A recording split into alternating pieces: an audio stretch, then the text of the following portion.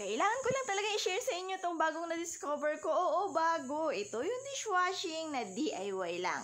Do it yourself dishwashing liquid. 16 liters na yung in-order ko para siguradong marami akong magagawa. Damay pati kapitbahay, di ba? At dito nga ay nag-prepare na ako ng isang timbang tubig na malinis pagkatapos ay inihalo ko na yung mixture. At syempre, nang mailagay na nating lahat yung laman ng plastic ay naghalo-halo na tayo.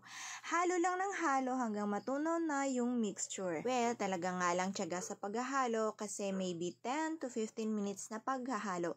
Pwede ka namang mag-stop syempre, pero kailangan kasing tunawin mo muna yung mixture na nilagay mo para makita natin kung maganda ba talaga ang kalalabasan. At nung makita ko na okay na nga, ay sinet aside ko na muna siya. Kasi hindi natin siya pwedeng i-direct na isalin kagad sa mga bote kasi mabula pa siya. So, kailangan natin siyang iwanan muna overnight and pagkatapos saka natin siya isasalin. At tcharan! Umaga na, kaya buksan na natin. Ayan po ang kanyang itsura, o diba? Hindi yan papakapog doon sa MG na dishwashing liquid. I swear, tingnan nyo naman po, mabulang-mabula rin po yan katulad ng MG na brand. So, pabudol na rin kayo?